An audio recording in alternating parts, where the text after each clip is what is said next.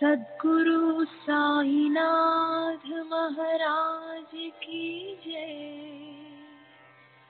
सद्गुरु श्री साईनाथुनि शरद बाबू जी की जय।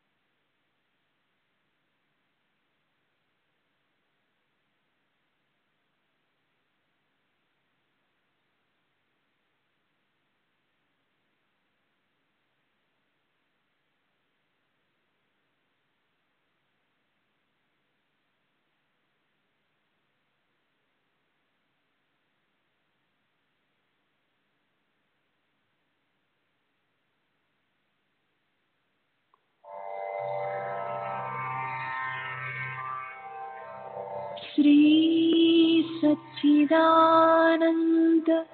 सद्गुरु साईनाथ महाराज की जय।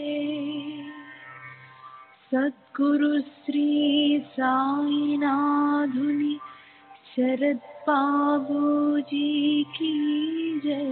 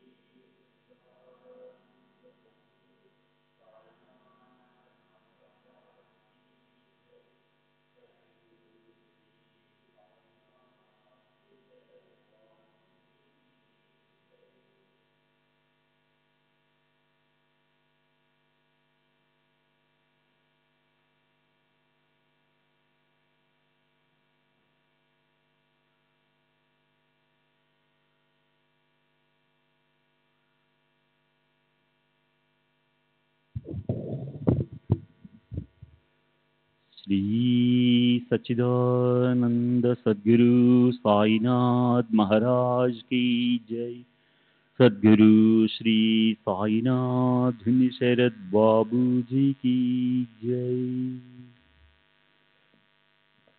శ్రీ సాయినాథాయ నమః. శ్రీ సాయిబాబా సత్య చరిత్ర 16వ అధ్యాయం. నిన్నటి తరువాయి. సరే, బాబా అప్పుడు ఆ బ్రహ్మార్దిని కూర్చోబెట్టి ఓ క్షణం పాటు మరో పనిలో మునిగిపోయారు. ఆయన ఆ విషయాన్ని మర్చిపోయినట్లు అతనికి అనిపించేలా చేశారు. అప్పుడు బాబా ఏం చేశారు? ఒక పిల్లవాడిని పిలిచి అతనితో వెంటనే వెళ్ళి బాబాకు చాలా అవసరపడింది, కొద్దిసేపటి కోసం ఓ 5 రూపాయలు వెంటనే ఇవ్వమని నందు మార్వాడితో చెప్పు అన్నారు. పిల్లవాడు నందు వాళ్ళ ఇంటికి వెళ్ళాడు. అతని తలుపు తాళం పెట్టింది. అప్పుడు అలాగే వెనకొచ్చి బాబాకి సంగతి చెప్పాడు. బాబా ఇలా అన్నారు, మళ్ళీ వెళ్ళు, బాలా వ్యాపారి ఇంటికి వెళ్ళి అతన్ని అడుగు, ఆ డబ్బుతే. అతని ఈ ప్రయత్నం కూడా వ్యర్థమైంది. వ్యాపారి బాలా కూడా అప్పుడు ఇంట్లో లేడు. పిల్లవాడు తిరిగి వచ్చి బాబాకి సంగతి చెప్పాడు. తరువాత 1-2 చోట్లకి బాబా అతన్ని వెంటనే పంపించారు. తిరిగి అలసిపోయినా ఆ పిల్లవాడికి చిల్లిగవ్వ కూడా దొరకలేదు. నందు వ్యాపారి బాల వీళ్ళిద్దరిలో ఎవరు ఇంట్లో లేరని బాబాకు పూర్తిగా తెలుసు. సర్వజ్ఞులైన మహారాజు నడుస్తూ మాట్లాడుతుండే దైవం. ఆయన పని 5 రూపాయల కోసం ఆగిపోతుందా? కానీ ఆ బ్రహ్మార్ది కోసం ఈ చమత్కారం చూపారు. అతిథులు ఎవరైనా వచ్చినప్పుడు వారికి ఆతిథ్యం ఇవ్వడానికి చేసిన పంచభక్ష పరమాణాలు ఇంట్లో ఉన్న ఇతరులకు కూడా పెడతారు. అలాగే ఈ బ్రహ్మభోక్త నిమిత్తంతో మహారాజు సర్వుల శ్రేయస్సు కోసం భక్తులకు ఉపదేశించారు. ఆ బ్రహ్మార్ది జేబులో అప్పుడు 250 రూపాయలు ఉన్నాయి. అది సాయినాథులకు తెలుసు. బ్రహ్మార్దికి తెలీదా? అతడి కళ్ళు లేవా? జేబులో నోట్ల కడ్డ ఉండి కూడా ఇవ్వాలా వద్దా, అవి తిరిగి తనకు వస్తాయా లేదా అన్న సందిగ్ధ అవస్థలో పడిపోయాడు. ఇబ్బందిలో పడ్డాడు. సాయిబాబాకు 5 రూపాయలను అప్పుగా కొద్దిసేపు ఇవ్వగల ధైర్యం అతను లేకపోయింది. బ్రహ్మ సాక్షాత్కారం అడగడానికి వచ్చాడు. సాయి మహారాజ్ సత్యాన్నే పలుకుతారు. చేబదుల డబ్బు కూడా కొద్ది మొత్తమే. అది ఇచ్చి చూడాలని అతని మనసు కనిపించిన సంశయం వచ్చి అడ్డుకుంది. 5 రూపాయలు అనేది ఎంత? కానీ అది ఇవ్వడానికి కూడా అతనికి ప్రాణం ఒప్పలేదు. ఇంతటి సులభమైన పని కూడా చేయలేకపోయాడు. అతను మూర్తిభవించిన లోబి కాదా? బాబాపై నిజమైన ప్రేమ ఉన్న ఇతర అమాయకులు ఎవరైనా ఈ విషయాన్ని ఇంత దూరం రానిచ్చేవారు కాదు. బ్రహ్మపై తపన ఉన్న వారికి ఈ విషయం తెలియకుండా ఉంటుందని నేను అనుకోను. అతను ధనమోహంలో చిక్కుకున్నాడు. పోనీ హాయిగా కూర్చున్నాడా అంటే అది లేదు. తిరిగి వెళ్ళిపోవాలని ఒకటే తొందర. బాబాతో ఇలా అన్నాడు, బ్రహ్మాన్ని చూపండి. బాబా ఇలా అన్నారు, కూర్చున్న చోటనే బ్రహ్మను చూపించాలని ఇప్పటివరకు ప్రయత్నించాను. అది నీకు తెలియటం లేదా? బ్రహ్మ కోసం పంచప్రాణాలు, పంచ జ్ఞానేంద్రియాలు, పంచ కర్మేంద్రియాలు, అహంకారం, బుద్ధి, మనసు ఇవన్నీ సమర్పించవలసి ఉంటుంది.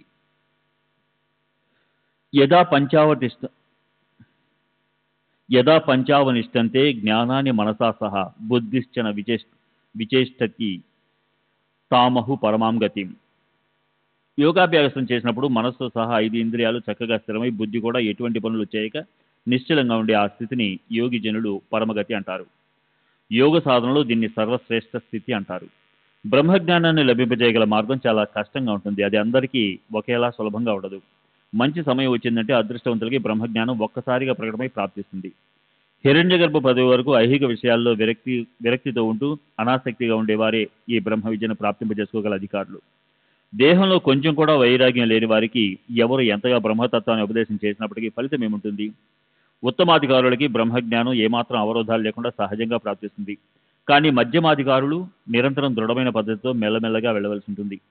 ఒకరు ఆకాశ మార్గంలో వెళ్తారు, మరొకరు శాస్త్ర సమ్మతితో క్రమక్రమంగా మెట్లెక్కి వెళ్ళిపోతారు. అయితే అధికారం లేని వారు మాత్రం బ్రహ్మను తెలుసుకోవడానికి వ్యర్థ శ్రమ పడతారు. ఒక్క ఆత్మ వివేకం తప్ప, అంటే ఆత్మ సంయమనం తప్ప, అంటే ఇంద్రియాలను వికారాలను స్వాధీనం చేసుకోవడం తప్ప బ్రహ్మ ప్రాప్తికి మరో శ్రేష్ఠ సాధన లేదు అన్న వేదాంత వచనం నిజమే అయినప్పటికీ ఆత్మ వివేకం ప్రాప్తింపజేసుకోవడం అందరికీ సాధ్యమవుతుందా? అభ్యాసం చేసి శ్రమపడి ఎముకలను అరగదీయవలసి ఉంటుంది. అప్పుడు ప్రకటమైన గురుకృప మెల్లగా చేతికి చిక్కుతుంది. నేనొక ఈశ్వరుణ్ణి, నేనే సత్తాని ప్రదర్శించే ఒక అధిపతిని అని హిరణ్య గర్భుడికి అభిమానం పెరిగి స్వస్వరూపం విస్మరించబడినప్పుడు విశ్వోత్పత్తి అవుతుంది. నేనే బ్రహ్మనై ఉన్నాను అన్న జ్ఞానం కలిగినప్పుడే అది తెలుసుకొని జ్ఞాని స్వస్వరూపంలో లీనమవుతాడు. అప్పుడే అతనికి విశ్వం యొక్క వాస్తవికత గురించి లేదా అది వాస్తవికమనే కల్పన నశించిపోతుంది అని శృతి గర్జిస్తూ చెప్తోంది. ఆత్మ జాగృతమై సర్వవ్యాపకము సర్వాంగభూతమైన బ్రహ్మ గురించిన ఏకరూపత అనే మనోవృత్తి కలిగిందంటే బ్రహ్మ అనే అగ్నిలో విశ్వం ఆహుతవుతుంది, సృష్టి బూడిదవుతుంది. జీవుల స్థితి కూడా అదే పద్ధతిలో ఉంటుంది. మాయా భ్రమ నశించిపోయినప్పుడే త్రాడు, కిరణాలు, ముత్యపు చెప్ప వీటి మిథ్యాభాసం అస్తమిస్తుంది. ముత్యపు చెప్ప గురించిన నిజ జ్ఞానం లేకపోవడం వల్ల అది వెండిగా భాషిస్తుంది. అయితే అదే వెండి గురించిన నిజ జ్ఞానం ప్రాప్తించిందంటే అది చెప్ప అని తెలుస్తుంది. మిథ్యాకల్పన నివారించబడిందంటే వెండి కనిపించదు, అది ముత్యపు చెప్ప అన్న స్పష్టమైన నిశ్చిత జ్ఞానం కలుగుతుంది. పరస్పర అజ్ఞానానికి ఈ లక్షణం ఉంది. అజ్ఞానమనే మాలిన్యాన్ని కడిగి శుభ్రం చేసి జ్ఞానమనే దీపాన్ని ప్రకాశింపజేయాలి. అప్పుడు మిథ్యాకల్పన నశిస్తుంది. శ్రీ సచ్చిదానంద సద్గురు సాయినాథ్ మహారాజ్ కీ జై. సద్గురు శ్రీ సాయినాథ్ శరత్ బాబూజీ కీ జై.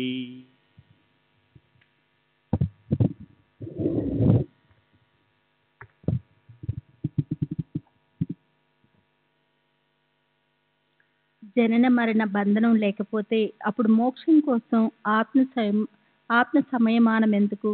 వేదాంతంలో మనకేం సంబంధం? అప్పుడు ఈ బ్రహ్మజ్ఞానం గురించిన వివేచన ఎందుకు? నేను బద్ధుణ్ణి అంటే బంధింపబడి ఉన్నాను. నాకు దాని నుంచి సంపూర్ణంగా విడుదల కావాలని దృఢ నిశ్చయాన్ని అంటిపెట్టుకొని ఉన్నవారే ఇక్కడ అధికారులు. అత్యంత అజ్ఞాని, పూర్ణ జ్ఞాని వీరిద్దరూ దీనికి అధికారులు కారు. బద్ధుడే కాకపోతే మరి ముక్తి ఎందుకు? ఇది నిజమైన గోష్ఠి. అంటే జీవుడు ఆ బ్రహ్మే అయి ఉన్నాడు. స్వభావంగా అతను నిత్య శుద్ధ బుద్ధ ముక్తిరే అయి ఉంటాడు. కనుక బద్ధవాహి కైంసి ముక్తి హేతో అహైవ స్థుతి.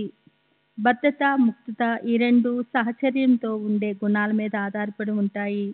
వీటి అనుభవం అందరికీ ఉంటుంది. బ్రహ్మకి మాయతో లేదా త్రిగుణాత్మక ప్రకృతితో సంబంధం ఏర్పడినప్పుడు తాను బద్ధుడైనప్పుడు తెలుసుకుంటాడు. కనుక గుణ సంయోగం అంటే బంధనము, గుణ వియోగం అంటే మోక్షము, అన్యత్వం అనేది అస్తిత్వంలోనే లేని చోట ఎవరు ఎవరిని బంధిస్తారు, విడిపిస్తారు? జీవాత్మకు పరమాత్మతో అన్యత్వభావం ఒకే మార్గంలో పోయినప్పుడు ఎవరు బద్ధులు కారు, ముక్తులు కూడా కారు. రాత్రింబవళ్ళు సూర్యుడు నూతనం చేశాడా అని దృష్టి దోషం యొక్క వ్యవహారము. సూర్యుడు ఆ చిక్కులో పడడు. నేనొక కర్తని, నేనొక భోక్తని అని చిత్తంలో అభిమానం పెట్టుకొని స్వర్గ నరకాల సుఖదుఖాలను అనుభవిస్తుంటే విషయాలపై ఆసక్తి అధికమవుతుంది. ఆత్మ నిత్యము, సనాతనము, శ్రేష్టము. జనన మరణ వికారాలు దాన్ని బాధించవు. చూడండి, కఠోపనిషత్తు ఓంకారం దానికి ప్రతీక. దానికి ఆద్య అంతాలుండవు. అది స్వతంత్రాలు. శరీరమే ఆత్మ అని అనుకునే వారికి, తాము వేరు సృష్టి వేరు అనుకునే వారికి ఎంత కష్టపడినా ఆత్మానుభవం జ్ఞానం ప్రాప్తించదు. నాకు వాణి మొదలైన సర్వేంద్రియాలను లయం చేసి మనసులోని నిశ్చయాన్ని దృఢం చేసుకోవాలి. తర్వాత ఆ మనసుని కూడా లయం చేసి బుద్ధిని పట్టుకోవాలి. ప్రకాశ స్వరూపమైన జ్ఞానాన్నిచ్చే బుద్ధి వద్ద మనసును ఏకాగ్రం చేయాలి. మనసుతో పాటు ఇంద్రియాలన్నీ బుద్ధికి స్వాధీనంగా ఉంటాయి. మట్టి కుండకు మూల కారణం మట్టి అయినట్లే ఇంద్రియాలకు బుద్ధి మూల కారణము. అది అలాగే వాటిల్లో నిరంతరం వ్యాపించి ఉంటుంది. మనస్సు మొదలైన సర్వ ఇంద్రియాలను వ్యాపించి ఉండే బుద్ధిని మహాతత్వంలో కలిపి ఆత్మతత్వానికి ఆ మహాతత్వాన్ని సమర్పించాలి. అలా సమరసత సాధిస్తే ఆత్మస్వరూపం నిశ్చయంగా తెలుస్తుంది. బుద్ధిమంతులు మొదట వాక్కు మొదలైన ఇంద్రియాలను వాటి విషయాల నుంచి వెనక మరల్చి మనసులో విలీనం చేయాలి. అప్పుడు మనసుని బుద్ధిలో విలీనం చేయాలి. దృఢ అభ్యాసం అయితే అప్పుడు ఆ జ్ఞానస్వరూప బుద్ధిని మహతి ఆత్మ అంటే జీవాత్మ యొక్క శుద్ధ స్వరూపంలో విలీనం చేయాలి.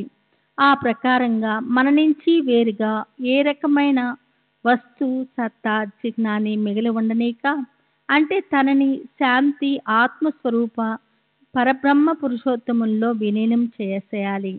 కనుక వెండి, మృగజలము, ఇసుక అధిక ఉష్ణంతో తప్పించినప్పుడు దాని మీద గాలిపోతున్నప్పుడు అది నీటిలాగా కనిపించటం సర్పభాషలుగా కేవలం దృష్టి దోషమే. దానికి సంపూర్ణత లేదు, విశిష్టత లేదు. జనన మరణాలచే బంధింపబడిన ఆ ఆత్మతత్వాన్ని దర్శించకుండా మనకు శ్రేయస్సు కలగదు అని సత్పురుషులు నిరంతరము చెప్తూ ఉంటారు. పరిణామానికి అంతటికీ కారణం ఉంటుంది. అయితే ఆ ఆత్మతత్వం స్వయంగా ఉత్పన్నమవుతుంది. దానికి కారణము ఉండదు. అదెంతో సనాతనమైనది. కానీ ఆది నుంచి ఉండి కూడా త్రికాల బాధితమైన అది తాజాగా ఉంటుంది. స్వభావిత అది బుద్ధికి అగోచరమైనది. బుద్ధి యొక్క స్వాధీనానికి బయట ఉంటుంది. ఆకాశంలాగా అవిచ్ఛిన్నంగా ఉండి జనన మరణాలకు అతీతంగా ఉంటుంది. స్వతహాగా ఒకటిగా ఉంటూ అవయవాలు లేకుండా ఉండే దీనికి ఓం ప్రణవం ఆధారం. ఈ నిర్గుణ నిరాకార బ్రహ్మను తెలుసుకోగల సగుణ సాకార బ్రహ్మను ప్రాప్తింప చేసుకోగలం. దానికి ప్రతీక ఓం. దాన్ని సదా ధ్యానము ఉపాసన చేయవచ్చు. సమస్త వేదాల సారమే ప్రణవ స్వరూపము. ఓంకారం దానికి అర్థసహితంగా స్పష్టంగా తెలుసుకున్న వారే మహావాక్యాల అంటే వేదాల్లోని జీవబ్రహ్మంలా ఐక్యతను చూపించే తత్వమసి మొదలైన వాక్యాలు. ఇవి 4 వేదాలకి 4 ఉన్నాయి. అభ్యాసపూర్వకంగా చింతన చేయాలి. వేదం స్వయంగా దేని వాస్తవికత గురించి నిశ్చయం ఇస్తుందో, దేన్ని లోకులు అత్యంత ప్రయత్నంతో బ్రహ్మచర్యాన్ని పాటించి సంపాదిస్తారు, దాన్ని ఓం పద అంటారు. చూడండి, కఠోపనిషత్తు 21వ అధ్యాయంలో 2వ వల్లి 15వ మంత్రము. సమస్త వేదాలు నానా రకాలుగా ఎవరిని ప్రతిపాదిస్తాయో, తపస్సు మొదలైన సాధనాలన్నిటికీ ఎవరు ఒకే ఒక్క పరమ చరమ అంటే అంతిమ లక్ష్యమో ఎవరిని ప్రాప్తింప చేసుకోవాలన్న ఇచ్చతో సాధకులు నిష్ఠాపూర్వకంగా బ్రహ్మచర్యాన్ని అవలంబిస్తారో ఆ పురుషోత్తమ భగవంతుని పరమతత్వాన్ని నేను మీకు సంక్షిప్తంగా చెప్పాను. అది ఓం అనే ఒక్క అక్షరం సరే. ఆ పదవికి మార్గము చాలా కఠినమైనప్పటికీ పరిశ్రమ చేసేవారికి శ్రేష్ట గురుకృప కలిగితే దాన్ని పొందడం అత్యంత సులభము. అత్యంత స్థూలమైన ఇంద్రియాల నుంచి అనుక్రమంగా సూక్ష్మ తారతమ్యంలోకి చేరుకున్న మీదట ప్రయత్నశీలురైన సాధకులకు అది ప్రాప్తిస్తుంది. ఓం శబ్దంతో ఉచ్చరించబడే అక్షరాలన్నీ తపస్సులోకెల్లా శ్రేష్టమైంది. దాన్ని కేవలం ఉచ్చారణతో అర్థం యొక్క తత్వం మనసులో స్మరిస్తుంది. దాన్ని మళ్ళీ మళ్ళీ పఠిస్తే అప్పుడు ప్రత్యక్షంగా అనుభవం కలుగుతుంది. శ్రీ సచిదానంద సద్గురు సాయినాథ్ మహారాజ్ కీ జై. సద్గురు శ్రీ సాయినాథ్ శరత్ బాబూజీ కీ జై. సర్వవ్యాపకమై వృద్ధి క్షయాలనే వికారాలు లేని ఆత్మని తెలుసుకునే ఆ సద్గురు భక్తులు ధన్యులు. ఆధ్యాత్మికత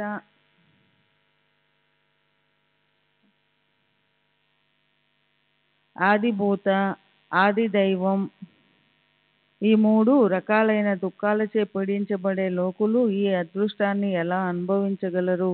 ఈ వైభవం కేవలం మహాత్ములదే. అవిద్య నుంచి సంసారం లేదా జనన మరణాది పరంపర ఉత్పత్తి అవుతుంది. దాని నుంచి విడుదల అవడానికి సాధన అంటే బ్రహ్మ ఆత్మ ఇవి ఒకటే అన్న భావన మనసుకి ఆ మహాత్ముల వద్దే ప్రాప్తిస్తుంది.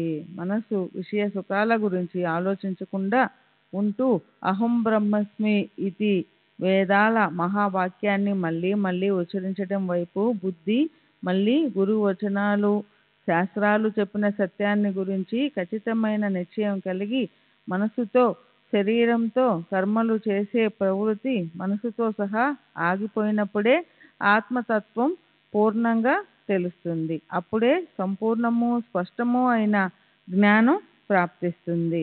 విషయ సుఖాల సాధనల నుంచి సంపత్తి మొదలైన దుఃఖ కారకాలైన వస్తువుల నుంచి నివృత్తి కలుగుతుంది. అంతఃకరణంలోని అవిద్య మొదలైన వాటి గురించిన చిక్కులు వీడిపోతాయి. సాధకుడు అవ్యక్త పరబ్రహ్మలో విలీనమవుతాడు. పరావర్తనం చెందిన కిరణాలలోని అత్యంత చిన్న కణం కన్నా కూడా చిన్నగా ఉండే అణువు కన్నా కూడా మరింత చిన్నదిగా లేదా సూక్ష్మంగా ఉంటుంది ఆత్మ. అలా దాన్ని నిర్ధారించారు.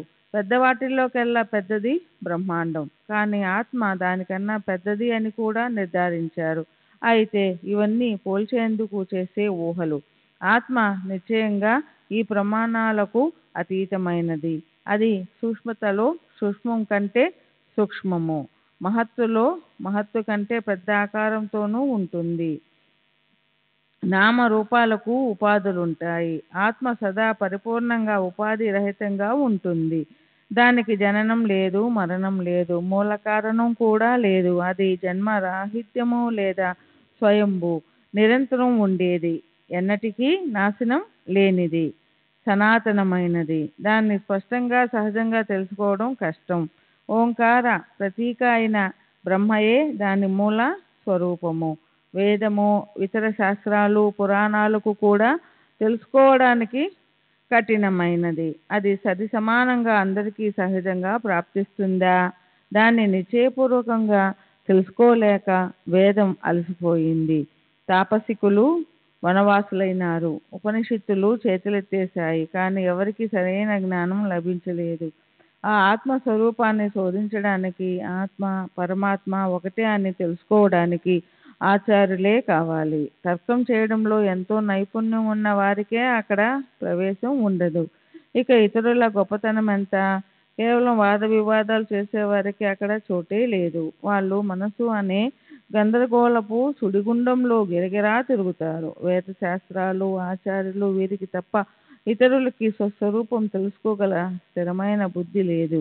స్వబుద్ధి కల్పన అనే 84 లక్షల తారకాలు జనన మరణ పరిభ్రమలను తప్పించలేవు. కానీ ఆ పనిని శాస్త్రము, గురువు అనే ఒకే చంద్రుడు మాత్రమే చేయగలరు. అప్పుడు అంధాకారం అణువంతైనా మిగలదు. ఇతరులు కష్టంతో సాధించలేని పనిని వీళ్ళు సహజంగా సాధింపజేస్తారు. సద్గురుని దృఢంగా ఆశ్రయించిన వారికి బ్రహ్మజ్ఞానం ప్రకటమవుతుంది. అవిద్య ఏమీ చేయకుండా పక్కకు జరిగిన చోట సచ్చిదానంద స్వరూపం స్థిరమైన చోట స్వస్వరూపంలో నిమగ్నమై స్థితి ఉత్పన్నం అవుతుంది. దానికే మోక్షం అనే మరో పేరుంది. అదే జీవులు అత్యంతగా అపేక్షించగల ధ్యేయం.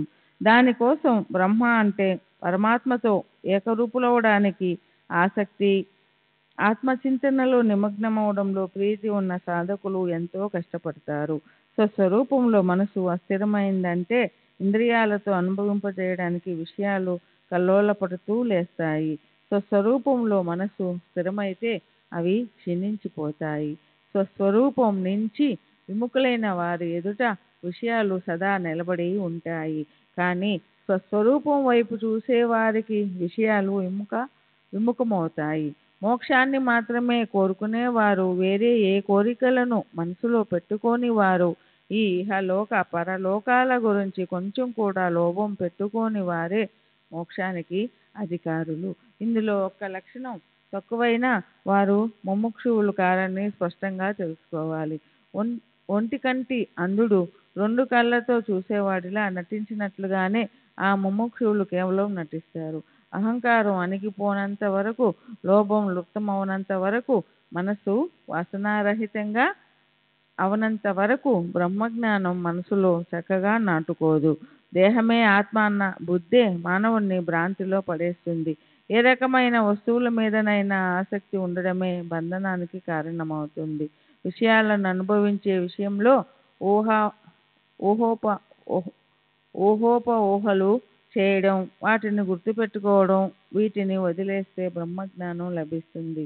నిర్గుణ పరబ్రహ్మ సాక్షాత్కారం పొందడం చాలా కఠినమైన పని కనుక సగుణ పరబ్రహ్మ ఉపాసనలోని అంతరార్థాన్ని తెలుసుకున్న బుద్ధిమంతులు అదే తమ ధర్మమని తెలుసుకుంటారు. ఆత్మ సమస్త భూతాల్లోనూ గుప్తంగా నివసిస్తుంది అన్న తత్వం వేదాంతులకు తెలుసు. అయితే దీన్ని అందరికీ కూడా అనుభవంలోనికి వచ్చేలా రుజువు చేయడం ఎలా? మొదట చిత్తం పరిశుద్ధం అవ్వాలి. తర్వాత బుద్ధి దుర్భరమైనలా తీక్షణం అవ్వాలి. అంటే కుశాగ్ర బుద్ధిలా తీక్షణం అవ్వాలి. అప్పుడే ఈ అత్యంత పవిత్రమైన ఆత్మకు కృప కలిగి అది స్వయంగా ప్రకటమవుతుంది. ఆత్మ నిరంతరం వికార రహితంగానే ఉంటుంది. ఆత్మ జ్ఞానం ప్రాప్తించిన వారెన్నటికీ శోకించరు. చూడండి, గీత 2వ అధ్యాయం 11వ శ్లోకం. గత సూనగత సుఛాయ నాను శోచంతి పండితః. నిజమైన జ్ఞాని చనిపోయిన వారి కోసం గాని బ్రతికున్న వారి కోసం గాని ఎన్నటికీ శోకించడు. అతడే ధైర్యవంతుడు, బుద్ధివంతుడు అయి సంసారం నుంచి సంపూర్ణంగా ముక్తుడవుతాడు. అక్కడ ప్రవచనం చేసే కుశలత లేక గ్రంథార్థాన్ని తెలుసుకోగల శక్తి పని చేయదు. వేదాలు, శృతులు, యథార్థ జ్ఞానం కూడా దాన్ని వెల్లడి చేయలేవు. ఆత్మ నిత్యము, వికారరహితము, శరీరము అనిత్యమని, సదా మార్పులకు లోనవుతుందని తెలుసుకొని తమ హితాన్ని సాధించుకునే వారే యోగ్యాయోగ్య పనుల విషయంలో జాగృతమవుతారు. ఆత్మ జ్ఞానులకు ఎప్పటికీ ఎలాంటి భయము ఉండదు. వారు తాము ఒక్కరేనని, జగత్తులో తాము తప్ప అన్యమేదీ లేదని తెలుసుకుంటారు. ఈ ప్రకారంగా అన్యత్వ భావానికి చోటు లేకుండా చేస్తే సమస్త దుఃఖాలు నిశ్చయంగా దూరమవుతాయి. ఆత్మను తెలుసుకోవడం కష్టమే అయినా ప్రవచనాలు విని దాని ఉనికిని తెలుసుకోలేకపోయినా, కేవలం అక్కడ బుద్ధి వల్ల కూడా ఏమీ ప్రయోజనం ఉండకపోయినా ఆ ఆత్మను ఉపాయంతో సహజంగా తెలుసుకోగలం. స్వయంగా ఇతరాలైన ఏ కోరికలు ఉండని వారు ఆత్మజ్ఞానం ప్రాప్తింప చేసుకోవడమని ఒక్క కోరిక మాత్రమే ఉన్నవారు ఆత్మ గురించి పుష్కలంగా ప్రార్థనలు చేసేవారికే ఈ శ్రేష్ఠ లాభం ప్రాప్తిస్తుంది. గ్రంథ పారాయణ, కీర్తన మొదలైనవి వింటున్నప్పుడు నేను అదే అయి ఉన్నాను అన్న అభేద దృష్టితో చూసేవారు దాన్నే తమ ధ్యానంలో పెట్టుకునే వారిపై ఆత్మ అనుగ్రహ అమృత ధారలు కురిపిస్తుంది. సదా దుష్ట కృత్యాలు లేదా పాప ఆచరణ చేయడంలో తత్పరులై ఉండేవారు, నిరంతరం అశాంతితో అస్థిరంగా ఉండేవారు చిత్తం ఏకాగ్రంగా ఉండని అలాంటి జ్ఞానులకి అది ప్రాప్తించదు. దుష్ట కృత్యాల నుంచి లేదా పాప ఆచరణ నుంచి విరక్తులై వాటిని త్యాగం చేయని వారు మనసులో ఈశ్వరుని విస్మరించి రాత్రింబవలు సంసారంలోని భోగాల్లో చిక్కుకొని అందులోనే ఉండేవారు ఈశ్వరుడి మీద శ్రద్ధ లేకపోవడంతో నిరంతరం అశాంతితో ఉండేవారు. మనసు, బుద్ధి, ఇంద్రియాలను స్వాధీనం చేసుకోలేని వారు అలాంటి మనుషులు సూక్ష్మ బుద్ధితో ఆత్మచింతన చేసినప్పటికీ దాన్ని ప్రాప్తింప చేసుకోలేరు. శృతి స్మృతులు చెప్పినటువంటి యోగ్య కర్మలను చేసేవారికి, అయోగ్య కర్మలను వదిలేసిన వారికి, చిత్తాన్ని సదా ఏకాగ్రంగా ఉంచుకునే వారికి ఆధీనంలో ఉంటుంది ఆత్మ. పాప ఆచరణ నుంచి విరక్తులైన వారు ఆచార్యులు, గురువుల ఆచరణలో వినమ్రంగా ఉండేవారు ఫలేచ్ఛను వదిలేసే వారికే ఆత్మ ప్రాప్తిస్తుంది. విషయ భోగాల విషయంలో నిష్కాములు కాకుండా, కేవలం ఆత్మ విషయంలో కామన పెట్టుకోకుండా, మనోవృత్తిని శాంతింపచేయకుండా ఆత్మారాముణ్ణి పొందడం కఠినం. బ్రహ్మజ్ఞానంపై కోరిక ఉండేవారి తపాచరణ చూసి ఆత్మకి కృప కలిగినప్పుడే అది స్వస్వరూపాన్ని ప్రకటన చేస్తుంది. గురు కృప లేకుండా అది ప్రాప్తించడం సులభం కాదు. అయినా స్వస్వరూపాన్ని ప్రాప్తింప చేసుకోవడం కోసం సాధకులు శ్రవణ మననాలను చేయాలి. అభేద భావాన్ని చక్కగా గుర్తుంచుకోవాలి. అప్పుడే ఆత్మ లాభ సుఖం కలుగుతుంది. ప్రపంచమంతా అజ్ఞానమయం. దాని వ్యాపకానికి మూల కారణం అజ్ఞానం. జ్ఞానం లేకపోతే మోక్షానికి అక్కడ చోటుండదు. ఇది కొంచెం తెలుసుకోవాలి.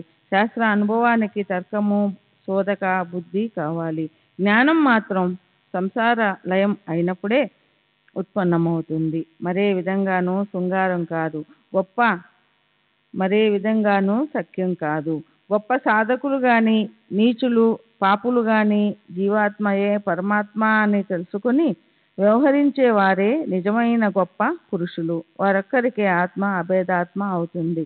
బ్రహ్మ, ఆత్మ ఒకటే అన్న అనుభవపూర్వకమే జ్ఞానానికి పరాకాష్ట. ఒక్కసారి ఆత్మజ్ఞానం కలిగితే అజ్ఞానమంతా అస్తమిస్తుంది.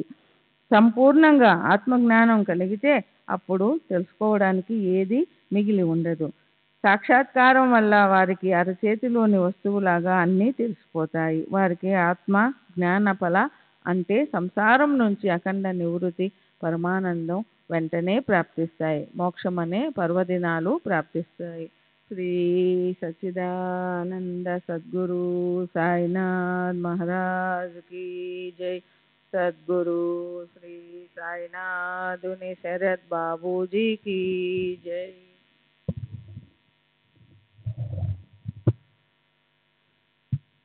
ఆత్మ సూక్ష్మాతి సూక్ష్మము, మహత్తు కన్నా మహత్వము అన్న మాటలు కేవలం దాని వ్యాపకత మన బుద్ధికి తెలియటం కోసమే. ఆత్మ సూక్ష్మము కాదు, మహత్వమైనది కాదు. ఇక్కడ ఎక్కువ తక్కువలు లేదా శ్రేష్ట కనిష్టతలు పెట్టడంలో భావన కేవలం అది కల్పన యొక్క ఆట అవటమే. ఆత్మ బ్రహ్మదేవుడి నుంచి పిపీలం వరకు సకల చరాచర వస్తువుల్లోనూ నిండి ఉంది. అలా వర్ణించడానికి అసఖ్యమైన ఆత్మ అస్తిత్వం బుద్ధికి తెలియచేయటానికి వేదాంతులు అపరిమితతను కూడా వాక్కుతో పరిమితం చేశారు. కేవలం బుద్ధి వైభవ యోగంతో ఆత్మ యొక్క నిజమైన మర్మం చేతికి చిక్కదు. సాధు సత్పురుషుల సద్గురువుల సాంగత్యంతో వారి నుంచి జాలువారే కృపతో అది ప్రాప్తిస్తుంది. బ్రహ్మ గురించిన సవిస్తర వర్ణన గ్రంథాల్లో పుస్తకాల్లో ఏమైనా తక్కువగా ఉందా? అయితే సద్గురు కృప కలిగినంత వరకు ఈ జగత్ అంతమయ్యేంత వరకు ఆ ఆత్మ చేతికి చిక్కదు. నిత్య నైమిత్తిక కర్మలు చేసి మనస్సు శుద్ధ సంస్కారాలను సంతరించుకోనంత వరకు బ్రహ్మానుభవం అస్సలు లభించదు. కేవలం బ్రహ్మే నిత్యం, మిగిలినవన్నీ అనిత్యం. దృష్టికి కనిపించేవన్నీ శాశ్వతంగా ఉండేవి కాదు. ఇది సత్యం, మమ్మూటికి సత్యం. బ్రహ్మ గురించి చెప్పేవారు లభించరు. అలాగే శ్రోతలు కూడా దుర్లభం. ప్రేమమయులు అనుభవశీలురు అయిన సద్గురువులు అరుదుగా లభిస్తారు. బ్రహ్మమేమన్నా దారిలో పడుందా? పర్వత గృహంలో చిక్కుకుపోయి యమ నియమాలలో బంధించబడిపోయి జ్ఞానధారణకు అంటుకుపోయిన అలాంటి యోగులకు కూడా గురుకృప లేకుండా బ్రహ్మ కనిపించదు. అది నీలాంటి మూర్తిభవించిన లోపులకు ఎలా బాబు లభించేది? డబ్బు మీద ఎంతో లోభం ఉన్న వారికి బ్రహ్మజ్ఞాన ప్రాప్తి కల్పాంతంలో కూడా అసలు అవదు. ఇది బాగా గుర్తుంచుకో. పారమార్థిక గోష్ఠిని వింటున్నప్పుడు విషయభోగ చింతనని, ప్రాపంచికాన్ని నిరంతరం విచారిస్తూ కూర్చుంటే సాక్షాత్కారం కూడా అలాగే లభిస్తుంది.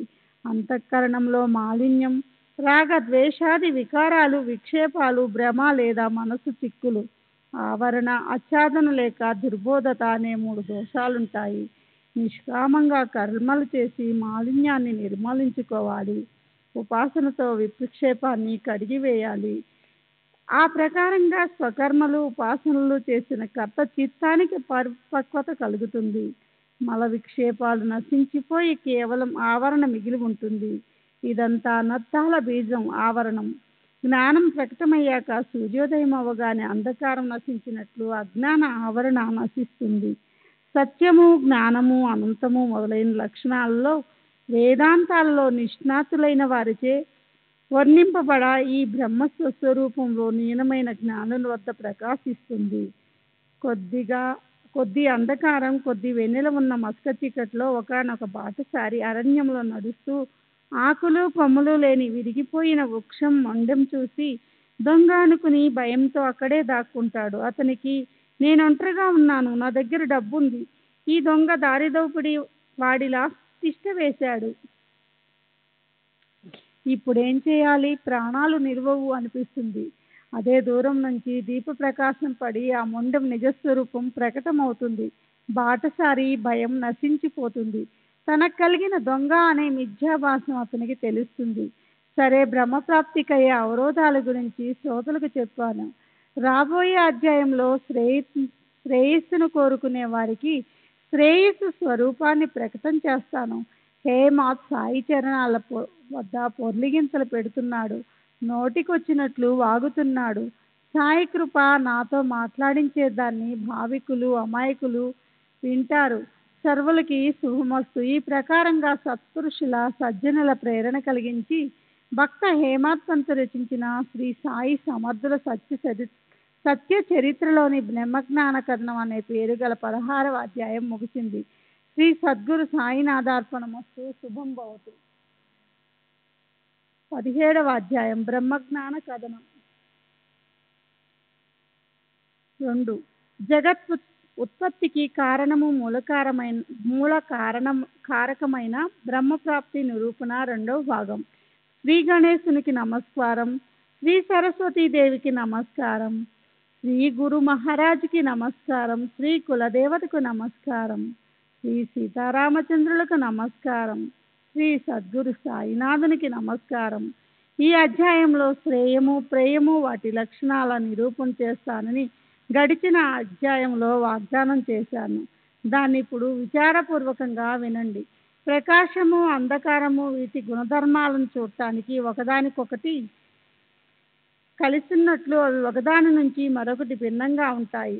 అలాగే శ్రేయము, ప్రేయము, వీటి గుణధర్మాలు కూడా ఒకటి దానితో ఒకటి కలిసి ఉన్నట్లు అనిపించినా అవి రెండు వేరు. ప్రేయం వైపు ఎవరు మనస్సు పరుగులు పెడుతుందో వారు స్వార్థంతో పతితులవుతారు. శ్రేయము వివేక రూపం, ప్రేయం అవివేక రూపం. శ్రేయస్సు విషయం కేవలం విద్య, ప్రేయస్సు విషయం కేవలం అవిద్య. ప్రేయస్సు ఎన్నటికీ తెలివి కలవాడిని భ్రాంతిలో పడివేయదు. శ్రేయస్సు అజ్ఞానులకు నచ్చదు. కాంతా కనకాలపై ఆకర్షణ ఉన్నంత వరకు, ఇంద్రియాలకు విషయాలపై కోరుకున్నంత వరకు, వివేక వైరాగ్యాలను సంపాదించినంత వరకు ప్రేయస్సే ఇష్టమవుతుంది. నీరు పాలు కలిసి ఉన్నట్లు అలాగే ప్రేయస్సు ఒకే చోట కలిసిపోయి ఉంటాయి. మానస సరోవరంలోని హంసపాలనే వేరు చేసి త్రాగినట్లు అలాగే దృఢ నిశ్చయులు, బుద్ధిమంతులు, వివేకులు, అదృష్టవంతులు శ్రేయస్సు పట్లనే ఆసక్తి అయి ఉంటారు. శ్రేయస్సుకు విముక్తులవుతారు. కానీ మందబుద్ధులు శరీరము, పశువులు, పుత్రులు, ధనం, గొప్పతనం ఇత్యాది యోగక్షేమాలపై ఇష్టం పెట్టుకుని ఉన్నదంతా సురక్షితంగా పెట్టుకొని లేనివి అధికారికంగా పొందటానికి కేవలం ప్రేయస్సునే సాధిస్తారు. చూడండి, కఠోపనిషత్తు 1వ అధ్యాయం 2వ వల్లి 2వ మంత్రం. ప్రేయచ్చ మనుష్యమే తస్థౌ సంపరిచ్చ వినరక్తి ధీరః శ్రేయో హి ధరో ది ప్రేయసో వృణితే శ్రేయో మందే యోగక్షేమాత్ వృణితే. శ్రేయస్సు, ప్రేయస్సు ఈ రెండు మానవుల్ని ఎదుటికి వస్తాయి. ఈ రెండింటి గుణ దోషాలను చక్కగా ఆలోచించి రెండు వేర్వేరని తెలుసుకొని శ్రేష్ఠులైన బుద్ధిమంతులు ప్రేయస్సు కంటే శ్రేయస్సు శ్రేష్టమని తెలుసుకొని దాన్నే అంటే శ్రేయస్సునే స్వీకరిస్తారు. కానీ మందబుద్ధులు లౌకిక యోగక్షేమాలపై కోరికతో ప్రేయస్సును దగ్గరికి తీస్తారు. ప్రేయస్సు ఏమిటో ఈ రెండిని తెలుసుకుంటే మానవుల బుద్ధితో స్వతంత్రులవటం వల్ల ఈ రెండింటిలో ఏదో ఒకటి ఎన్నుకోవలసి వస్తుంది. రెండు ఎదుట ఉండటం వల్ల మానవులు వాటిని ఎన్నుకోవటం కష్టం. ఎందుకంటే వారి మందబుద్ధి మీద విజయం పొంది ప్రేయస్సే వారిని పట్టుకుంటుంది. పాలలో నీళ్లు కలిసి ఉన్నప్పటికీ హంస పాలనే తీసుకున్నట్లు ప్రేయస్సును పక్కకు పెట్టి శ్రేయస్సును స్వీకరించటమే పురుషార్థం. శ్రేయస్సు, ప్రేయస్సు ఈ రెండు పురుషుని స్వాధీనంలో ఉన్నప్పటికీ వివేకహీనులైన మందమతులు వీరి యోగ్యాయోగ్యతలను విచారించగల సమర్థులు కారు. శ్రేయస్సు ఎందులో ఉందో అది మొదటి నిశ్చయంగా తెలుసుకోవాలి. తరువాత ఆ మార్గంలో అవరోధంగా వచ్చేదాన్ని సంపూర్ణంగా నివారించగల ఉపాయం ఆలోచించాలి. ఇక్కడే పురుషార్థం హఠాత్తుగా దృష్టి ముందుకొచ్చి నిలబడుతుంది కనుక బుద్ధితో దృఢ నిశ్చయం చేసుకుని శ్రేయస్సునే ప్రాప్తింప చేసుకోవటం కోసం చక్కగా ప్రయత్నించాలి. సంసార దారుణీ చక్ర పరిభ్రమణ తర్కించరానిది. అది అఖండంగా అహోరాత్రులు తిరుగుతూ ఉంటుంది. అందులో ఆధ్యాత్మిక, ఆది భౌతికం, ఆది దైవికం అనే 3 రకాల భయంకర అనివార్యమైన కఠిన దుఃఖాలు మానవులు సహిస్తుంటారు. ఆ భయంకర దుఃఖాలను ఎంతగానో సహించి బాధపడుతూ వాటిని నివారించటానికి సులభమైన సుఖకరమైన సాధనను అన్వేషిస్తూ ఉంటారు. సంసార చక్రం చేసే పరిభ్రమణ సహించటానికి కఠినమైనది. దీన్ని ఎలా ఆపాలి, దానికోసం ఏదైనా ఉపాయం ఉందా అని దాన్ని గురించి శోధిస్తూ ఉంటారు. అదృష్టవశాత్తు అలాంటి బుద్ధి ఉత్పన్నమైతే అక్కడ పురుషార్థం ఉదయించి అప్పుడు ఆ పురుషులు తమ హితాన్ని సాధించటానికి యోగ్యమైన ఉపాయం తెలుసుకుంటారు. అనాది అయిన అవిద్య లేదా మాయ ముచ్చపు చిప్ప మీద వెండిలాగా, మృగజలంలోని నీరులాగా పనికిరానిది. దానిలో మిథ్యాభాస రూపం అనే గొప్ప అవరోధాన్ని నశింపచేయాలి. స్వప్నంలో బంగారం వలిగలలా వర్షిస్తే అవసరానికి పనికొస్తాయని వాటిని గొప్ప ప్రయత్నంతో పోగు చేసి పెట్టుకున్నప్పటికీ మేలుకొన్న తర్వాత అవి లోపించిపోతాయి. అనుభవించనదైన విషయ భోగ వాసన ఉండటం లేదా ఆశ, ఉత్కంఠ, ఇచ్ఛ ఉండటం ఇవన్నీ ప్రతిబంధకాలే అని తెలుసుకొని వాటిని వెంటనే సమూలంగా పెకలించి వేయాలి. ఏది సూర్యప్రకాశంతో చూడటానికి అసఖ్యమో, ఎక్కడ నుండి బుద్ధి వెనక్కి మరలుతుందో, ఎక్కడ వేదాలు శృతులు అడుగైనా పెట్టలేవో అలాంటి దాన్ని గురువు స్వయంగా చూపిస్తారు. కామ క్రోధాలనే 2 వృత్తులు జ్ఞానాన్ని ప్రాప్తింపచేయలేవు. శ్రవణ మనన సమాధులను కామక్రోధాలు అనాయసంగా విచ్ఛిన్నం చేస్తాయి. దీపజ్యోతి, కర్పూరము సమాగమైన తరువాత అవి రెండు ఒకదాన్ని ఒకటి నెట్టుకోగలవా? రెండిటి కలయిక అవగానే కర్పూరం జ్వలించి జ్యోతిగానే అయిపోతుంది. శృతి స్మృతుల నిషేధించిన దుష్కర్మలలో నిరంతరం దొర్లుతూ యోగ్య అయోగ్య కర్మలను తెలుసుకోలేకపోతే వారు జ్ఞానులై కూడా స్వయంగా తమ హితాన్ని సాధించుకోలేదు. అలాగే నిరంతరం అశాంతితో ఉంటూ అంతఃకరణను అస్వస్థతగా ఉంచుకొని ఇంద్రియ చాంచల్యంతో చిత్తాన్ని క్షోభింపచేసుకునేవారు జ్ఞాన పరిపూర్ణులు కాలేరు. ఎవరు చిత్తానికి తృప్తి ఉందో, ఎవరు గురువుకి శిష్యులై సదాచారులవుతారో, ఎవరి జ్ఞానం ఆత్మపై నిశ్చలంగా ఉంటుందో వారే జ్ఞాన సంపన్నులు కాగలరు. సంసారంలో ఉండని లేదా మోక్షం పొందటానికి ప్రయత్నిస్తూ ఉండని చివరికి నిజధామానికి స్వస్థానం అంటే ఈశ్వరుని వద్దకు వెళ్ళవలసి ఉంటుంది. శరీరం అనే రథానికి నీవు యజమానివి. కేవలం వ్యర్థంగా మాట్లాడే వారు ఏం చేయగలరు? అక్కడ కేవలం పిచ్చిగా వాగే వారికి స్థానం లేదు. అభ్యాసమే నిజమైన సారం. శరీరాన్నే రథంగా చేసుకొని నీవు అందులో హాయిగా కూర్చో. ఈ సొంత శరీరం అనే రథాన్ని నీ బుద్ధిని సారథిగా చేయాలి. నీవే యజమానివై శాంతచిత్తంతో రథంలో కూర్చో. అప్పుడు విషయభోగాలనే అనేక కఠిన మార్గ పరంపరలను దాటించమని సారథికి చెప్పు. మనసు అనే కళ్ళెం వేసి 10 ఇంద్రియాలనే స్వాధీనం కాని అవిచారమనే గుర్రాలను అదుపులోకి తీసుకో. గుర్రాలు ఒకవేళ విశృంఖలంగా పరిగెత్తిన కళ్యాణ్ వాటిని తమ స్థానాలలో ఉంచుతుంది. అలాంటి ఆ కళ్యాణ్ని సారథి చేతికిచ్చి నీవు హాయిగా స్వస్థ చిత్తంతో కూర్చో. సారథి కుశలుడు నిపుణుడు అయితేనే గుర్రాలు సరిగ్గా పరిగెత్తుతాయి. కానీ అతనే మననే కళ్యాణికి అధీనంలో ఉంటే అప్పుడు ఆ గుర్రాలు బలహీనమవుతాయి. ఎక్కడ వివేకంతో కూడిన బుద్ధి సారథిగా అవుతుందో, ఎవరు మనస్సు మీద ఆధిపత్యం ఉంటుందో, ఎవరికి చిత్తం ఏకాగ్రమై ఉంటుందో వారికే పరమ పద ప్రాప్తిస్తుంది. ఇతరులు మార్గంలో అలసిపోతారు. మనస్సు ఎన్నటికీ స్వాధీనం కాని వారు ఆ పదవి వరకు చేరనేలేరు. వారికి సంసార పరిభ్రమణలు తప్పిపోవు. చూడండి కఠోపనిషత్తు అధ్యాయం 3వ వల్లి 3, 4, 9 మంత్రాలు. ఆత్మానం రథినం విద్ధి శరీరం రథమేవతు. బుద్ధి సారథి నిద్ధి మన ప్రగ్రహమేవచ. ఓ నచికేత, నీవు నీ జీవాత్మ అనే రథానికి యజమాని. అంటే రథంలో కూర్చుని ప్రయాణించేవాడినని తెలుసుకో. శరీరాన్ని రథమని తెలుసుకో. బుద్ధిని సారథి అంటే రథాన్ని నడిపేవాడని, మనస్సుని గుర్రానికి ఉండే కళ్ళెమని అనుకో. ఇంద్రియాన యాన ఓ విషయాంశేషు గోచరాన్ ఆత్మేంద్రియ మనోయుక్తం భోక్తే త్యాహుర్నీశ. జ్ఞానులు ఇంద్రియాలను ఈ రథానికి గుర్రాలుగా భావిస్తారు. విషయాలను గుర్రాలు నడిచే వివిధ మార్గాలంటారు. శరీరము, ఇంద్రియాలు, మనస్సు వీటితో కలిసి ఉంటే జీవాత్మను అన్ని విషయాలకు భోక్త అంటారు.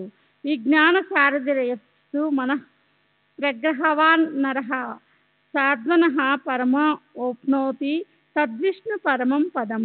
వివేకశీలి బుద్ధి సారథి అయి ఉండి మనస్సు అనే కళ్యం స్వాధీనంలో ఉండే మానవులు సంసార మార్గాన్ని దాటి సర్వవ్యాపకుడైన పరబ్రహ్మ పురుషోత్తముని విష్ణు సుప్రసిద్ధ పరమ పదవిని ప్రాప్తింప చేసుకుంటారు. ఈ జీవాత్మ శరీరాలకున్న సంబంధం యొక్క రూపం. శ్రీ సచ్చిదానంద సద్గురు సాయినాథ్ మహారాజ్ की जय. सद्गुरु श्री साईनाथ निशरत बापू जी की जय.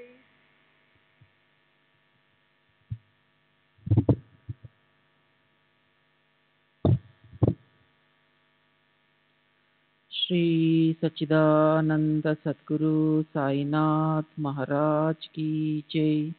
सद्गुरु श्री साईनाथ निसरत बाबू जी की जय.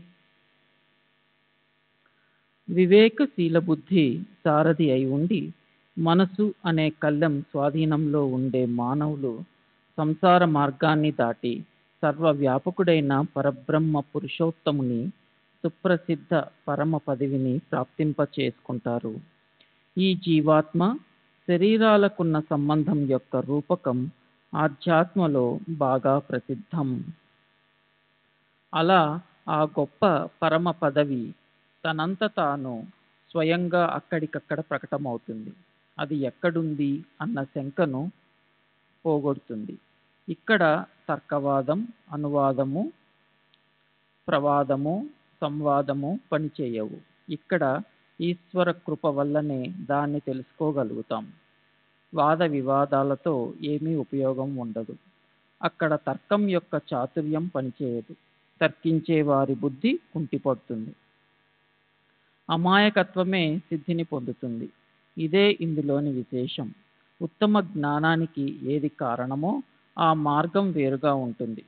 బుద్ధి కూడా వేరుగానే ఉంటుంది. ఆ ఉత్తమ జ్ఞానాన్నిచ్చే శాస్త్రజ్ఞులు కూడా వేరుగానే ఉంటారు. ఇది గుర్తుంచుకోవాలి. అమూల్యమైన శరీరం వృధా అయిపోతోందని, ధనతృష్ణ కూడా మధ్యాహ్నం వచ్చే నీడలాగా ఎక్కువసేపు ఉండదని, హరి మాయను దాటటం చాలా కష్టమని తెలుసుకొని మహాత్ముల పాదాలు పట్టుకోవాలి. మహాత్ములు సంసార సాగరాన్ని దాటించగల నౌకలాంటి వారు. అందులో నీవు ఓ ప్రయాణికుడివి. ఆవలి తీరం తీసుకెళ్ళటానికి వారు తప్ప మంచి సమర్థులెవరు? వివేక వైరాగ్యాల జంటను ఒక చోట బంధించిన వారు గొప్ప మూర్ఖులైనప్పటికీ సంసారమనే సాగరాన్ని దాటడం వారికి కష్టం కాదు. భగవంతుని ఐశ్వర్యం 6 గుణాలతో ఉంటుంది.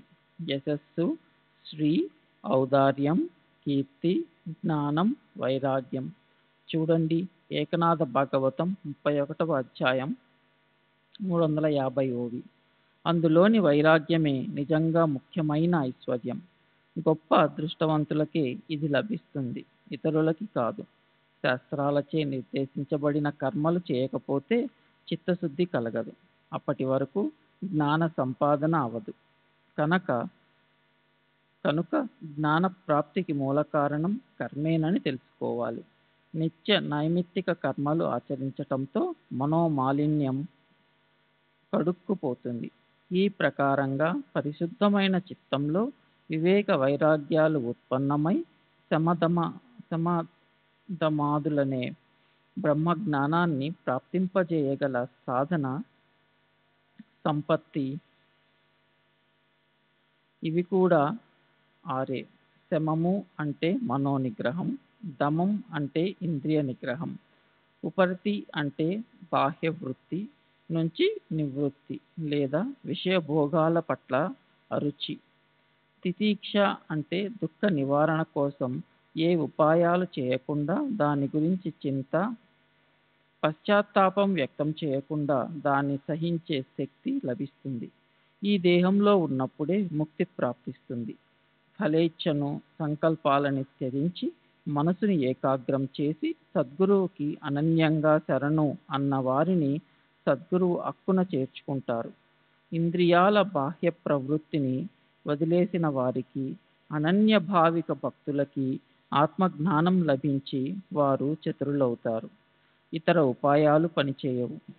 ఆత్మజ్ఞానం ప్రాప్తించిన తరువాత కూడా ఒకవేళ వాళ్ళు అధర్మ మార్గంలో ఉంటే అప్పుడు కింద ఈ భూమి మీద లేదా పైన స్వర్గంలోనో నివసించక త్రిశంకులాగా మధ్యస్థంగా వేలాడుతుంటారు. జీవుడి యొక్క ఈ అజ్ఞానపు వృత్తే వీళ్ళని సంసారం వైపు ప్రవృత్తం చేస్తుంది. ఆత్మజ్ఞానం ప్రాప్తించిన తరువాత అదే జీవుడు సంసారం నుంచి నివృత్తులవుతాడు. ఆత్మని తెలుసుకున్న వారికి అహంభావం ఏమాత్రం ఉండదు. పుణ్య పాపాలుండవు. శుభాశుభాలు కూడా ఉండవు. వారికి సంసారంలోని లాభ నష్టాలతో ఏం పని? దేహాంకర వృత్తి శాంతిస్తే అక్కడికి వెంటనే నివృత్తి వచ్చి ఉండిపోతుంది. ఇదే జీవునికి పరమాత్మతో ఐక్యమైన స్థితి. దీన్ని నిశ్చయంగా మనసులో పెట్టుకోవాలి. ప్రాప్తించిన ప్రవృత్తి వద్ద శత్రువులు, మిత్రులు ఉంటారు. నివృత్తిలోని విశేషం ఏమిటంటే నేనే సర్వత్రా ఉన్నాను అని చూసేవారికి శత్రుత్వం లేదా మిత్రుత్వం అనేవి ఉండవు. ఇలాంటి గొప్ప సుఖం ముందు దేహానికున్న పెద్ద దుఃఖం ఏపాటిది? గొప్ప సుఖమంటే ఇష్టం కలిగినప్పుడు ఐహిక సుఖాల కోసం ఎవరు ఏడుస్తారు? ఐహిక దుఃఖాలనే పర్వతమే ఒకవేళ వారి మీద పడినా కేవలం ధైర్యంతో ఆ పర్వతరాజు లేశమంతైనా చలించడు. భగవంతుడు ఎవరి పట్ల ప్రసన్నుడవుతాడో వారికే ఆయన వైరాగ్యాన్ని ఇస్తాడు. వారికి వివేకాన్నిచ్చి భవసాగరాన్ని దాటిస్తారు.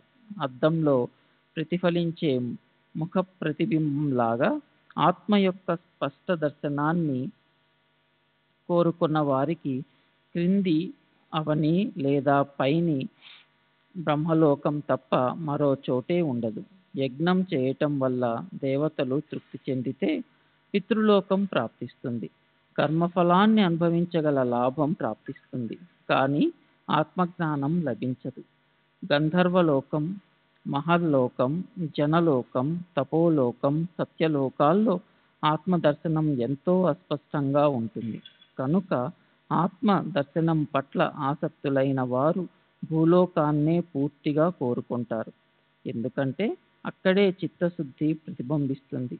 రెండవ స్థానమైన బ్రహ్మలోకంలో కూడా ఆత్మ దర్శనం అవుతుంది, కానీ దానికోసం అక్కడ అనేక రకాల ప్రయత్నాలు చేయాలి. ఆ బ్రహ్మలోకం ఎంతో కష్టకారకమైంది. అక్కడ సర్పంలాగా మాయ చుట్టుకుంటుంది. లోపల నుంచి పేగులను పూర్తిగా పిండేస్తుంది. బయట నుంచి శరీరాన్నంతా గట్టిగా పెనవేసుకుంటుంది. దాన్ని ఆపటానికి ఎవరు సమర్థులు? జేబులో 250 రూపాయలున్నా నీవు ఊరికే కూర్చుని అన్నీ చూస్తున్నావు. వాటిని బయటకు తీయి, బ్రహ్మ నీ జోబులో ఉంది అని బాబా ఆ బ్రహ్మ జిజ్ఞాసుతో అనగానే అతను చేతులు జోబిలో పెట్టి కట్టను బయటకు తీశాడు. లెక్క పెట్టినప్పుడు అందులో 10 రూపాయల నోట్లు 25 ఉన్నాయి. అది చూసి ఆ వ్యక్తి మనసులో సిగ్గుపడ్డాడు. ఆ మహారాజు ఎంతటి సర్వజ్ఞులు అని ఆశ్చర్యపోయి అతను బాబా చరణాలపై తలపెట్టాడు. ఆశీర్వాదం కోసం ఉత్కంఠతో ఎదురు చూశాడు. అప్పుడు బాబా అతనితో, చుట్టూ నీ బ్రహ్మాన్ని చుట్టేసేయి. లోభం పూర్తిగా లుప్తం కాకుండా నీకు బ్రహ్మ కలవదు. పుత్రులు, పశువులు, ధన సంపాదన వీటి పట్ల ఆసక్తిని కలిగి ఉండే వారి ఆ ద్రవ్యం అనే విఘ్నాన్ని దూరం చేయకుండా వారికి బ్రహ్మజ్ఞానం ఎలా ప్రాప్తిస్తుంది? ద్రవ్యం మీద మోహం చాలా కఠినమైనది. అది తృష్ణారూప దుఃఖమనే లోతైన నదిలో ఉన్న సుడిగుండమే. అందులోని మదమత్సరాలనే మొసళ్ళ అస్తిత్వం వల్ల సహించటానికది ఎంతో కష్టం. ఒక్క వైరాగ్యంతోనే దాన్ని దాటిపోగలం. లోభానికి బ్రహ్మతో అఖండంగా వైరం ఉంటుంది. అక్కడ మనసు యొక్క ఏకాగ్రతకు చోటుండదు. అప్పుడిక ముక్తి, సంపూర్ణ విరక్తి అనేవి ఎక్కడా? నిజంగా లోభులు ఆచార భ్రష్టులవుతారు. లోభం వద్ద శాంతి ఉండదు, తృప్తి ఉండదు, నిశ్చింత కూడా ఉండదు. చిత్తంలో ఒక్క లోభం తిష్ట వేసుకొని కూర్చుంటే పారమార్థిక సాధన అంతా మట్టి కొట్టుకుపోతుంది. శృతి స్మృతులు అయోగ్యమని చెప్పిన నిషేధించిన పాపాచరణమనే నిరంతరం ఆసక్తులై శృతి స్మృతులు అయోగ్యమని చెప్పిన నిషేధించిన పాపాచరణలోనే నిరంతరం ఆసక్తులై ఉండే వారి చిత్తం స్వస్థంగా ఉండదు. వారినే విక్షిప్త చిత్తులంటారు. వారు సదా దుష్కర్మలు చేస్తుంటారు. విషయాలనే బురదలో దొర్లుతూ ఉంటారు. తమ హితాహితాలను చూసుకోరు. బ్రహ్మ విజ్ఞానం ప్రాప్తించి కూడా వారికి కర్మఫలం మీద విరక్తి లేదా అనాసక్తి లేకపోతే వారి బ్రహ్మ విజ్ఞానం వ్యర్థం. వారికి ఆత్మ లాభం కలగనట్లే. ఎవరైనా ఏదైనా అడగటానికి వచ్చినప్పుడు మహాత్ములు మొదట వారి పారమార్థిక అధికారాన్ని చూస్తారు. వారి యోగ్య అయోగ్యతలను చూసి అప్పుడే దాన్ని వారికిస్తారు. మనసులో రాత్రింబవళ్ళు దేహాభిమానం, విషయచింతన ఉన్న వారికి గురూపదేశ ప్రయత్నాలు వ్యర్థం. వారికి ఇహపరాలు రెండూ వ్యర్థమవుతాయి. చిత్తశుద్ధి కలగకుండా పరమార్థంలో ప్రవేశిద్దామనుకునే వారు కేవలం జ్ఞానాన్ని నటించినట్లే. అందులోంచి వారికి ఏమీ లభించదు. కనుక రుచించినంతే మాట్లాడాలి. అరిగించుకున్నంతే తినాలి, లేకపోతే వ్యర్థంగా అజీర్ణం చేస్తుంది. ఇది అందరికీ తెలుసు. నా భాండారం పొంగి పొరలుతోంది. ఎవరెవరికి ఏం కావాలో అవన్నీ వారికి నేనిస్తాను. కానీ వారికి తీసుకోగల శక్తి కావాలి. నేనైతే తీసుకోగలిగినంత ఇస్తాను. ఇది శ్రద్ధగా వింటే నీకు శుభం కలుగుతుంది. ఈ మసీదులో కూర్చొని నేను అబద్ధం ఆడను. ఇవి మహాత్ముల వాక్యాల మధుర సుధావాహిని సరిత. ఇందులో శ్రద్ధతో మునకలు వేస్తే పాపమనే మాలిన్యం కడుక్కుపోయి అంతఃకరణానికి ఆచరణకి పవిత్రత ప్రాప్తిస్తుంది. సాయిబాబా మహిమను ఇలా వర్ణిస్తూ పోతుంటే దానికి అంతనేదే ఉండదు. వారికి సమానంగా మరొకరు లేనప్పుడు వారిని ఎవరితో పోల్చాలి? బాబా నిర్వ్యాజ్ఞ శుద్ధ ప్రేమకు అధీనులు. ఆయన అందరి ఆలన చూసే అమ్మ. దుఃఖంతో పీడించబడే కష్టాల కొలిమిలో కమిలిన వారికి ఆయన విశ్రాంతి స్థానం. ఆశ్రయం కోరి వచ్చిన ఆర్తుల పాలిట ఆయన కల్పవృక్షం. దీన దుర్బలులకి ఆయన చల్లని తరుఛాయ. సంసారానికి నీళ్ళొదిలేసి పర్వత గుహల్లో ఏకాంతవాసం చేస్తూ మౌనంగా ఉంటూ కేవలం తమ శుభం కోసం తత్పరులై ఉండే మహాత్ములు ఎందరో. వారు కేవలం తమ స్వార్థాన్నే సాధిస్తారు. వారికి ఇతరుల గురించి చింత ఎందుకుంటుంది? కానీ సాయిబాబా అలాంటి మహాత్ములు కారు. ఆప్తులు, ఇష్టులు, బంధువులు లేకున్నా, ఇల్లు, భార్య, పుత్రులు లేకున్నా ఆయన ప్రపంచంలో ఉన్నారు. 5 ఇళ్లలో పిడికెడు భిక్ష చేసి అహోరాత్రులు వృక్ష ఛాయలో నివసించి క్లుప్తంగా సంసారాన్ని పెట్టుకొని ఆయన లోకులకు సరైన ఆచరణను చవిచూపారు. స్వయంగా బ్రహ్మీ స్థితిని ప్రాప్తింప చేసుకున్న తరువాత జనావళి శ్రేయస్సుకై కనీ విని ఎరుగనట్లు శ్రమించిన మహాజ్ఞానులైన మహాత్ములు ఈ జగత్తులో ఎంతో కొద్దిగా ఉంటారు. అలాంటి దేశం ధన్యం, ఆ కులం ధన్యం. నిష్పాపులైన ఆ తల్లిదండ్రులు ధన్యులు, ఆ పవిత్ర వంశం ధన్యం. ఎవరి కడుపున ఆ శుద్ధరత్నం పుట్టిందో ఆ వంశం ధన్యం. ఏ ప్రయత్నమూ చేయకుండానే పరశువేది లభిస్తే రాయి అనుకొని దాన్ని దూరంగా పారేసినట్లు, అలాగే ఈ శ్రేష్ఠ భాగవతుణ్ణి ఈ షిరిడీలో ఎంతో కాలం పాటు ఎవరూ గుర్తించలేదు. పెంటకుప్పలో పడిన రత్నం పసిపిల్లలకు దొరికితే వాళ్ళు ఇష్టం వచ్చినట్లు దాన్ని విసిరేసినట్లు, కాళ్ళ కింద పడేసి తొక్కినట్లు మొదట్లో సాయిబాబా విషయంలోనూ అలాగే జరిగింది. సరే, ఈ రకంగానే ఆ బ్రహ్మజ్ఞానంపై ఇష్టమున్న వ్యక్తి ఆశీస్సులతో తృప్తి చెందాడు. నీది, నాది, మనందరిది ఇదే పద్ధతి. మార్గం కష్టదాయకమైనదని వదిలేస్తాం. శబ్దాలు వినటం, స్పర్శతో తెలుసుకోవటం, సుగంధాన్ని పీల్చటం, నగ్న శరీరాన్ని దర్శనం చేయటం వగైరా ఇంద్రియ గమ్య విషయాలను అనుభవించటం అనేది ఉన్నంత వరకు విషయాలను ఆపలేం.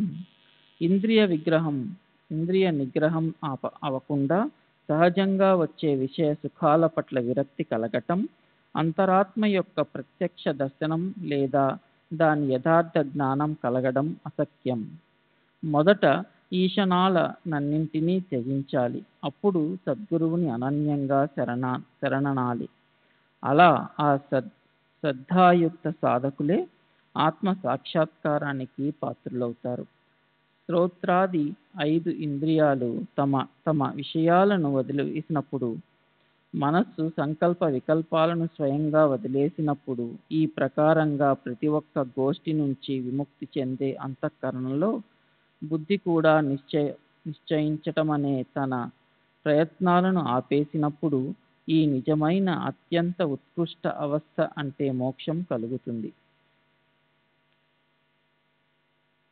శ్రీ సచ్చిదానంద సద్గురు సాయినాథ్ మహారాజ్ की जय. सद्गुरु श्री साईनाथ निसरत बाबू जी की जय.